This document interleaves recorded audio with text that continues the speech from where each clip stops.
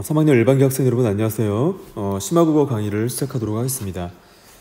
지난 시간에 선생님이 과제 3개를 내줬는데 이해활동 1번, 2번, 3번이었을 거예요. 자, 그래서 과제 게시판을 보니까 대체적으로 열심히 잘 여러분이 과제를 수행했고, 자, 여러 가지 다양한 의견들이 있다기보다 독서 제재를 바탕으로 해서 여러분이 개념 정의를 찾고, 자, 그리고 건축과 자연의 어떤 관계의 시대적 흐름을 정리할 수 있는 부분, 자, 그리고 공간에 자연 요소를 도입함으로써 얻을 수 있는 효과, 자, 이런 어떤 부분들을 독서 제재를 바탕으로 찾아보는 활동이었기 때문에 답안들이 거의 유사했어요. 자, 그래서 여러분이 답안과 자, 어떻게 공통점과 차이점이 있었는지 선생님과 함께 자, 답안을 같이 한번 보도록 합시다. 자, 1번 이해활동 볼게요. 자, 이 글에 사용된 아래 개념들의 정의를 찾아 정리해보자 라고 했어요. 자, 그런 정의들이 교과서에 제시가 돼 있었죠. 자, 그래서 생태학적 건축은 독일 생태 건축을 비롯한 생태학과 관련된 일련의 건축 활동을 의미했었고, 환경과 친화하는 건축, 환경 친화적 건축이었죠. 자, 동시에 인간 친화 건축이다 라고 정의가 내려졌었죠. 자, 독일의 생태 건축은 어땠었나요? 자, 주택 및 주거단지 도시를 자연과 같은 생태계로 구성한다. 자연과 같은 생태계로 구성해서 자연과 유기적 통합을 꾀한다. 자연과 유기적 통합을 꾀하는 건축이었죠.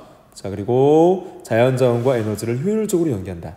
자연자원과 에너지를 효율적으로 연계한 건축이기도 했어요. 자, 그러면 환경 친화적 건축은 뭐냐? 다 유사한 의미인데, 자, 약간씩의 차이가 있는 거예요. 자, 환경 친화적 건축은 경험주의 철학을 근간으로 한다.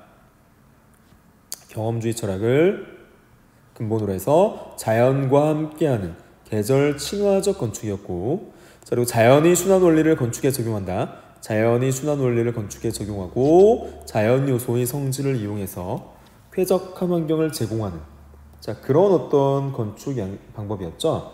환경 친화적 건축. 자, 네 번째, 생태 중심 사고 건축. 생태 중심 사고 건축은 뭐였느냐? 자, 인간 중심의 사고가 아닌 생태 환경 중심 사고를 적용한 건축이다. 생태 중심적 디자인 요소, 생태 중심적 디자인 전략과 기법으로 계획되는 건축이었다. 자, 그리고 생태계의 존재 질서, 생태계의 존재 질서를 담은 건축이었다. 라고 여러분이 자, 작성했으면 됐고, 정리가 안 된 학생은 잠깐 화면을 멈추고 정리를 하시면 될 것 같아요.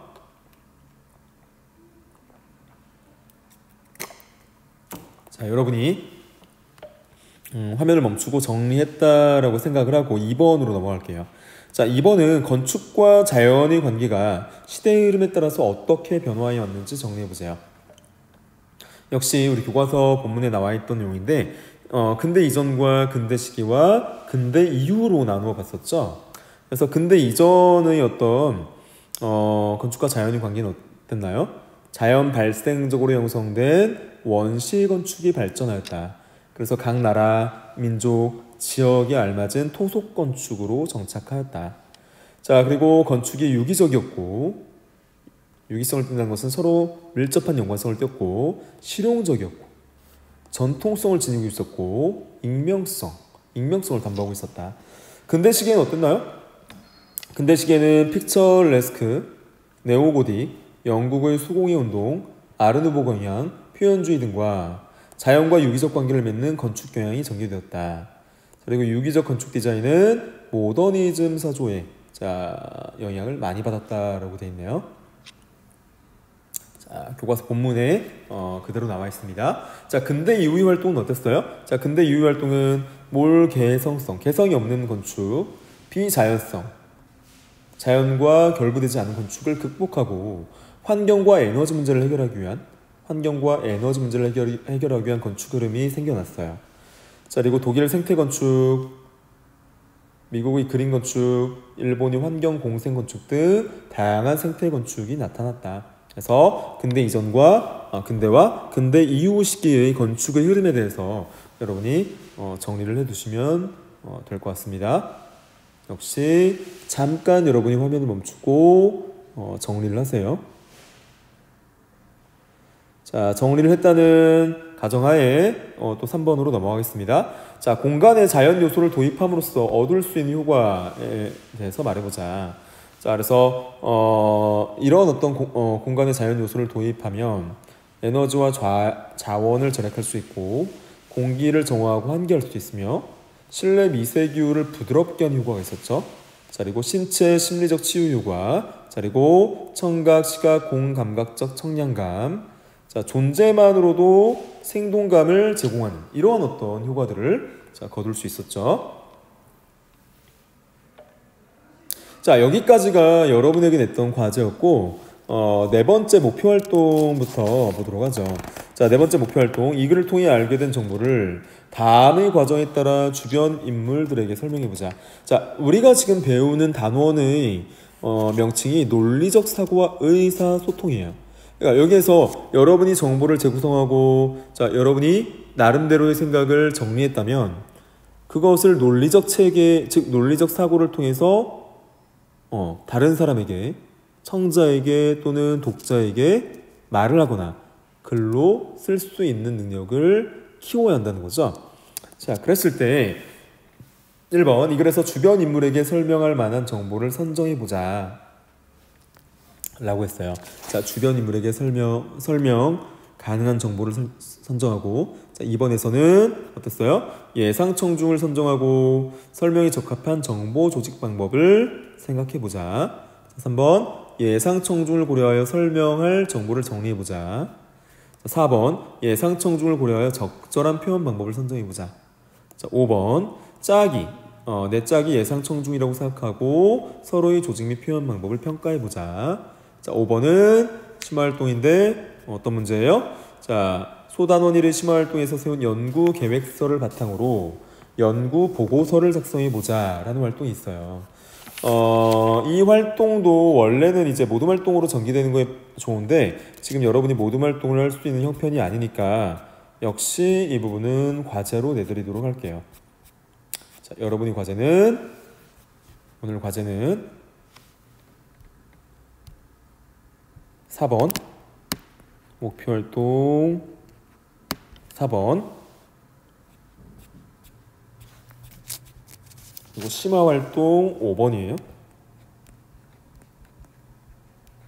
특히 심화 활동 5번과 같은 경우는 연구 계획서를 바탕으로 여러분이 연구 보고서를 작성하는 활동인데 보고서는 여러분이 뭐 국어 시간뿐만 아니라 여타 시간에도 작성해 본 경험들이 있을 거예요. 자, 그래서 정보 조직 방법은 무엇이었는지, 정보 표현 방법은 무엇이었는지, 그리고 자, 여러분이 조직을 할 때 개요를 작성하죠. 자, 개요에 따라서 처음에 들어갈 요소, 중간에 들어갈 요소, 끝에 들어갈 요소는 무엇인지 여러분이 선정을 해보는 거예요.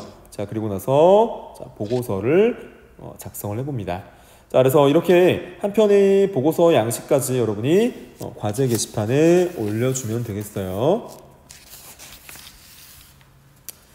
자, 오늘 들어갈 단어는 비분절 의문과 불규칙 활용이라는 문법 파트예요. 현대 문법 파트인데 작년에 여러분 문법 시간에, 언어와 매체 시간에 의문에 대해서 우리가 배웠거든요. 자, 그래서 의문과 비분절 의문에 대해서도 역시 배웠어요. 일단 의문에 대해서 다시 한번 정리를 해보죠. 의문의 개념 여러분 기억나요? 자, 의문의 개념 여러분 기억나나 모르겠어요. 다시 한번 선생님과 함께 살펴보도록 합니다.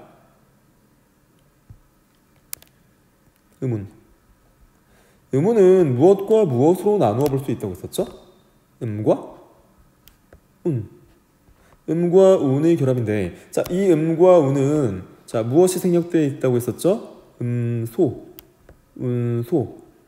그래서 소자가 생략되어 있다라고 했어요. 자, 그래서 음소 같은 경우가 자, 다시 자음과 모음으로 나누어지고, 자, 운소는 우리가 어떻게 정의를 내렸었죠? 뭐 소리, 억양 또는 뭐 어조 또는 소리 길이, 장단, 자, 이런 것들을 의미했었죠. 자, 그러면 우리가 배웠던 의문의 정의를 어떻게 간단히 내렸었냐면 이렇게 내렸었어요. 기억나나 봐요? 말의 뜻을 변별하는 최소의 문법 단위였죠. 말의 뜻을 변별하는 최소의 문법 단위. 자, 말의 뜻을 변별하는 최소의 문법 단위라고 해서 우리가 배웠었어요. 자, 그래서 예를 들어서 자, 잠과 자, 모음이라고 했을 때 잠의 교체를 통해서 의미가 변별되는 단어가 형성되고 자, 모음의 교체를 통해서 자, 의미가 변별되는 단어들을 우리가 만들어 본 경험들이 있어요. 활동들을. 자, 그러면 오늘 우리가 배우는 비분절 의문은 뭐냐? 라는 거죠. 자, 여기서 우리가 의문을 음소와 운소로 나누어 본다고 했을 때 이 음소를 우리가 분절 의문이라고 해요. 분절 의문이라고 하고요. 자, 이 운소를 우리가 비분절 의문이라고 해요. 자, 그러니까 오늘 우리가 배우고자 하는 부분은 이 비분절 의문이라는 거예요. 운소. 자, 우리가 오늘 배우고자 하는 부분은 비분절 의문, 운소라는 건데 선생님이 아까 뭐가 있다고 했었죠? 소리 억양이라든가 어조라든가 창단 이런 것들이 말의 뜻을 변별해 준다는 거예요. 자, 이런 요소들이 말의 뜻을 변별해 주는데 자, 이것을 우리가 의문 중에 운소 또는 비분절 의문이라고 한다는 거예요. 자, 그렇게 여러분이 간단히 생각을 하시면 되겠고요. 자, 그 다음에 우리가 배울 두 번째 요소는 뭐냐? 첫 번째 요소가 비분절 의문이었고 두 번째 요소가 불규칙 활용이에요. 자, 불규칙 활용에 대해서도 역시 언어와 매체 시간에 문법 파트, 형태론 파트를 선생님이 설명하면서 이야기를 했어요. 자, 활용에는 규칙 활용과 불규칙 활용이 있는데 불규칙 활용은 선생님이 뭐라고 썼죠? 특정 의문 환경 조건 하에서만 특정 의문 환경 조건 하에서 어간이나 어미가 그 형태를 달리하는 현상이었죠. 자, 그래서 불규칙 활용의 종류는 선생님이 크게 어간만 바뀌는 불규칙 활용, 어미만 바뀌는 불규칙 활용, 어간과 어미가 모두 바뀌는 불규칙 활용으로 나누어서 살펴봤었는데 자, 기억나나 모르겠어요, 여러분? 자, 기억이 나나 안 나나 모르겠네요, 여러분. 그 불규칙 활용의 어떤 종류에 대해서 기억이 나나 안 나나 모르겠어요.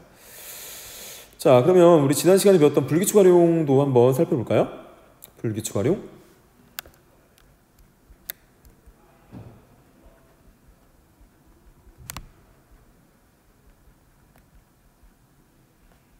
자, 불규칙 활용은 크게 어간만 바뀌는 불규칙 활용이 있었고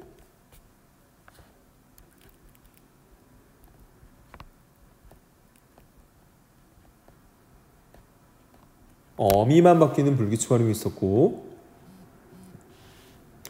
어간과 어미가 모두 바뀌는 불규칙 활용이 있었어요. 자, 이런 어떤 불규칙 활용들이 있었는데 첫 번째, 어간만 바뀌는 불규칙 활용의 종류에는 뭐가 있었는지 한번 떠올려 보도록 하죠. 자, 일단 여러분 기억을 떠올리면 시옷 불규칙 활용이 있었어요.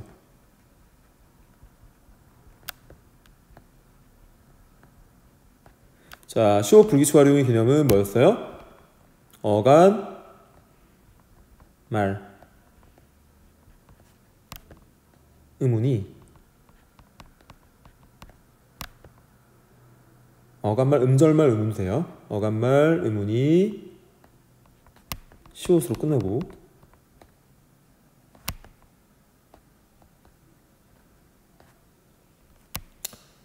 자, 후행하는 의문이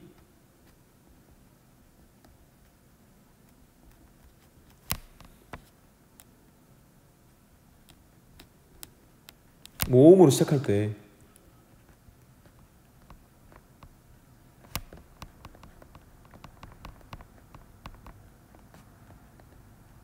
그 시옷이 탈락한 현상이었죠.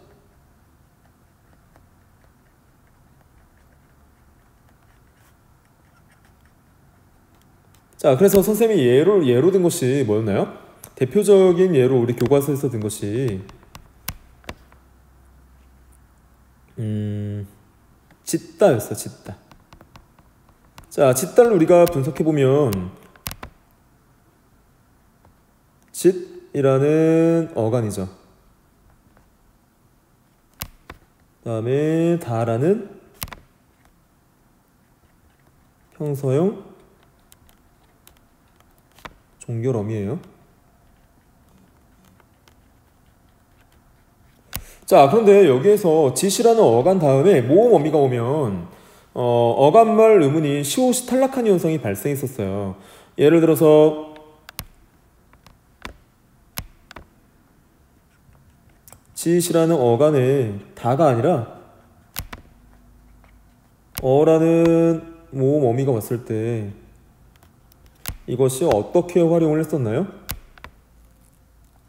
지어로 활용을 했었죠. 자, 지어로 활용하는 과정에서 여러분이 볼 수 있었던 것이 어간말 의문 받침 시옷의 탈락 현상이었어요. 자, 그래서 시옷 불규칙 활용에서 어간의 형태가 바뀌었기 때문에 어간의 형태가 짓에서 지로 바뀌었기 때문에 어간만 바뀌는 불규칙 활용의 예로 설명을 했었습니다. 자, 두 번째로는 우리가 뭘 들었었냐면 디귿 불규칙 활용이에요.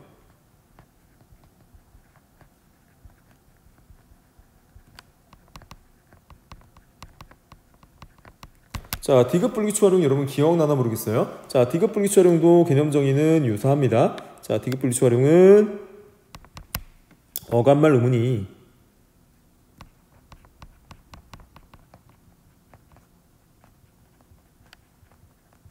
디귿으로 끝나요. 디귿으로 끝나고 후행하는 의문이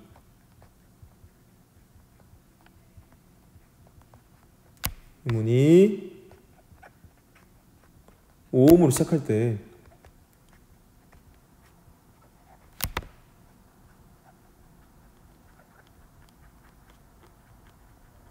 모음으로 시작할 때 디귿이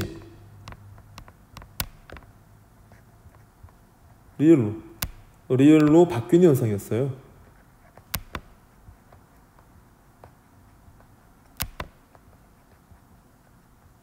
자, 이것의 예로 든 것이 뭐였나요? 자, 이것의 예로 들었던 것이 기본 동사 묻다였어요. 묻다.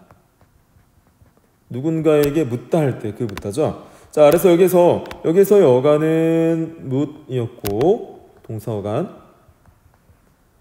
자, 어미는 당연히 다였죠. 평서형 종결어미.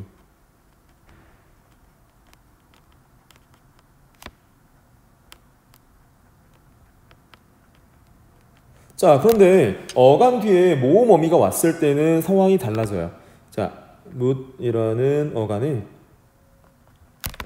자, 어라는 어미가 왔을 때 어라는 모음으로 시작하는 어미가 왔을 때 이것이 자, 여는 법칙에 따라서 묻어 이렇게 활용되는 것이 아니라 누군가에게 물어보다 이렇게 활용을 했었어요. 자, 그래서 어간의 형태가 바뀐 경우죠. 자, 어간의 형태가 무엇에서 무엇으로? 자, 어간의 형태가 디귿에서 리을로 이렇게 바뀌는, 즉 어간의 형태가 바뀌는 어떤 경우가 있었어요. 자, 이 경우를 우리가 디귿 불규칙 활용이다 라고 했었고요. 자, 그 다음으로 우리가 설명했던 것이 리을 불규칙 활용이에요. 자, 리을 불규칙 활용. 비읍 불규칙 활용이요. 자, 세 번째로 든 것이 비읍 불규칙 활용이었어요. 자, 이 비읍 불규칙 활용 같은 경우도 정의는 거의 유사해요. 자, 어간말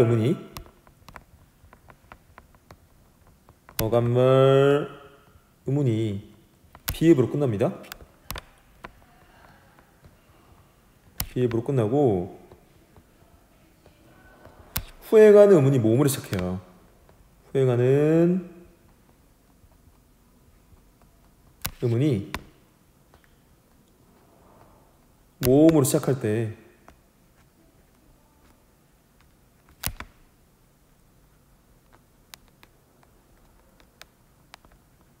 모음으로 시작할 때 자, 이 비읍이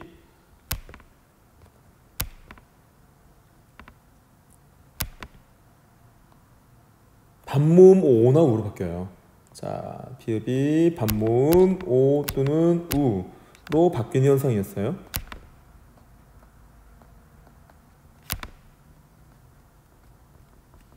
자, 그래서 작년에 선생님이 수업 시간에 설명할 때 예로 든 게 뭐였냐면 이러한 예였어요. 자, 어떤 예였냐면 돕다라는 예가 대표적이었어요. 돕다.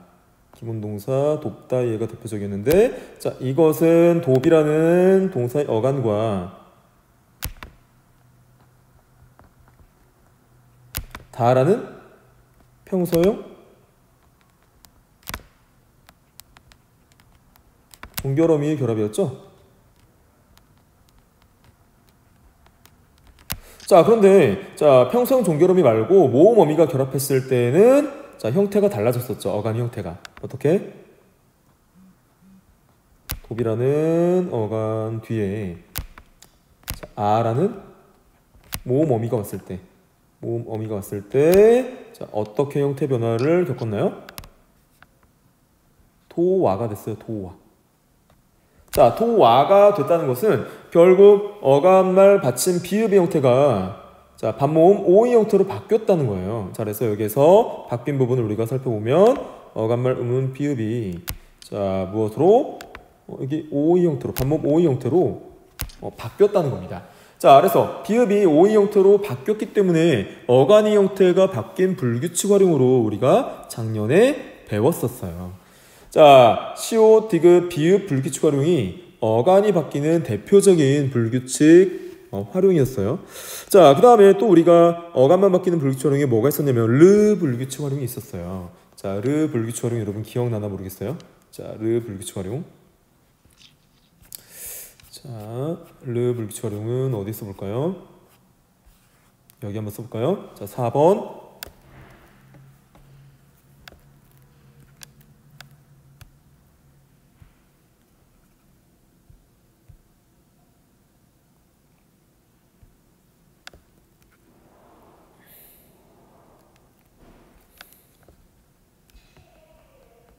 르 불규칙 활용.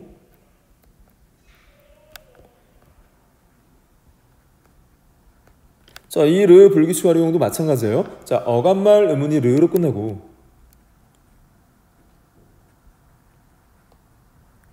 어간말 음운이 르로 끝나고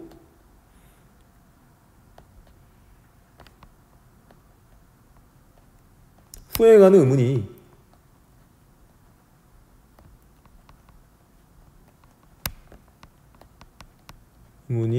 모음으로 시작할 때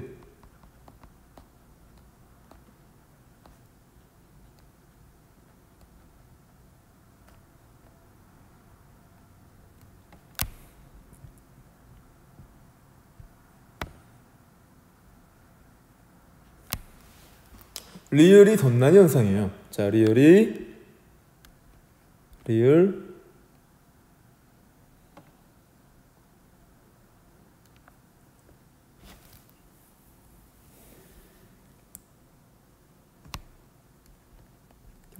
리을이 두 번 덧나는 거죠. 리을이 덧나는 현상.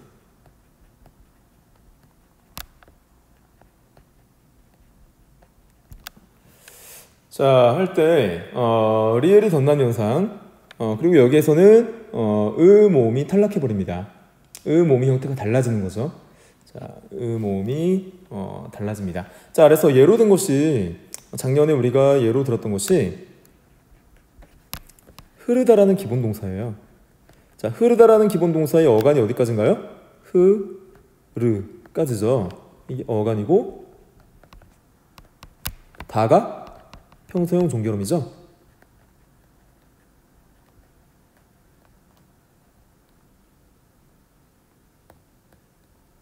자, 이렇게 결합했을 때 결합하는 어미를 모음으로 바꿔볼게요. 흐르라는 어간에 자, 모모미 어를 결합시켜 볼게요. 자, 이렇게 결합했을 때 어떻게 활용을 했었나요? 흐르어가 아니라 흘러로 활용했어요. 자, 이때 흘러로 활용할 때 자, 어간 부분이 어떻게 바뀌었나 보세요. 자, 어간 부분에서 음음이 일단 탈락하죠. 자, 음음이 일단 탈락하고 자, 리을이 덧났어요. 자, 이 위에 있던 리을이 자, 선행하는 음절 말로 오고 자, 여기에 리을이 한번 덧났어요. 자, 리을이 한번 덧났어요. 그래서 흘러로 자, 그 형태를 바꾼 겁니다. 자, 그래서 어간이 바뀌는 네 번째 불규칙 활용의 종류를 우리가 배웠었고요. 자, 어간이 바뀌는 마지막 활용 방법이 있었어요. 어간이 바뀌는 마지막 불규칙 활용에 우불규칙 활용이 있었습니다.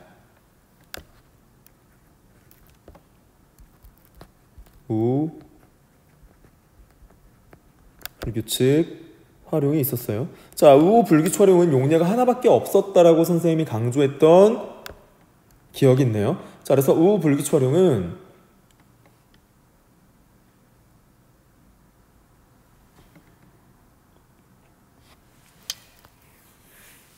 어간말 의문이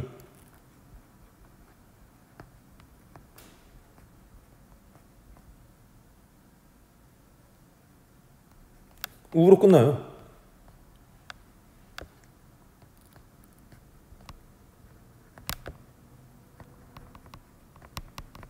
자, 후행하는 의문이 모음으로 또 시작합니다.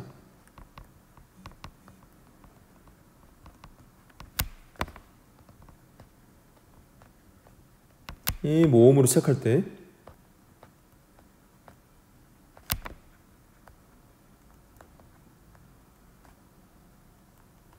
후행하는 의문이 모음으로 시작할 때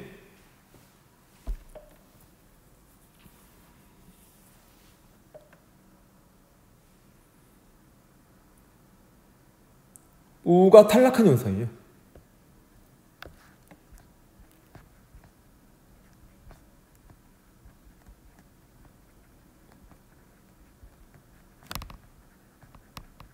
그 예로 든 용례가 하나밖에 없었죠. 자, 하나의 용례밖에 없었는데 그 하나의 용례가 바로 푸다, 똥을 푸다 할 때 푸다였어요.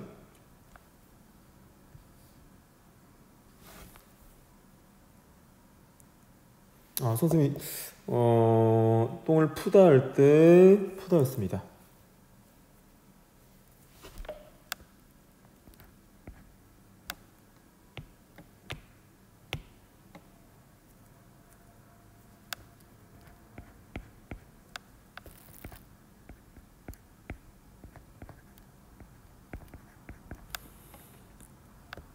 자, 그래서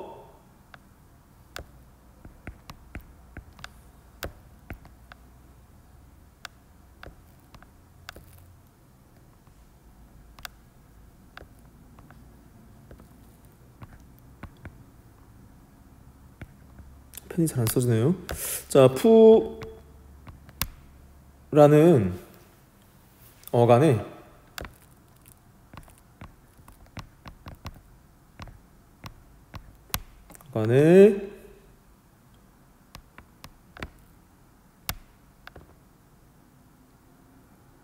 다가 결합하는 꼴이죠. 그래서 평소형 종결어미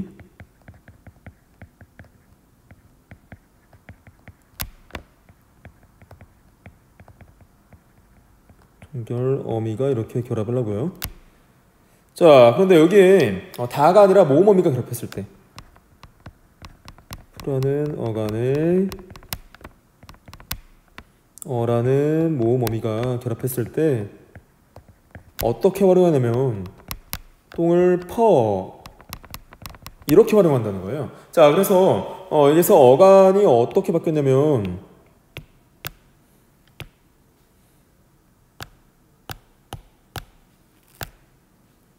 어간이 우몸이 탈락해버리죠. 자, 우몸이 탈락해버리는 형태 변화를 겪게 돼요. 자, 그래서 우리가 자, 배운 어간만 바뀌는 불규칙 활용이 5가지. 자, 어떻게? 시옷 불규칙, 디귿 불규칙, 비읍 불규칙, 르 불규칙, 우불규칙이 있었다는 거예요. 자, 그렇게 여러분이 생각을 하시면 되겠습니다.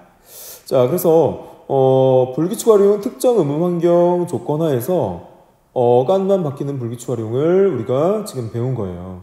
자, 그래서 어미만 바뀌는 불규칙 활용도 있겠죠. 자, 그래서 어미만 바뀌는 불규칙 활용도 우리가 다뤄보겠습니다. 자, 그러면 어간은 활용 과정에서 어간만 바뀌었고, 자, 어미만 바뀌는 불규칙 활용은 어미만 당연히 바뀌겠죠. 자, 그러면 어미만 바뀌는 불규칙 활용은 무엇이 있을까 우리가 살펴볼 텐데, 자, 어미만 바뀌는 불규칙 활용은 다음 시간에 선생님하고 같이 한번 살펴보도록 하겠습니다. 자, 오늘은 선생님이 정리해준 어간만 바뀌는 불규칙 활용의 종류를 여러분이 꼭 복습을 하도록 하고요. 자, 앞서 제시했던 과제물도 꼭 여러분이 과제 게시판에 올려주시면 좋을 것 같아요. 자, 오늘 고생 많았고 다음 시간에는 어미만 바뀌는 불규칙 활용에 대해서 공부해 보도록 하겠습니다. 자, 강의 듣느라 고생 많았습니다.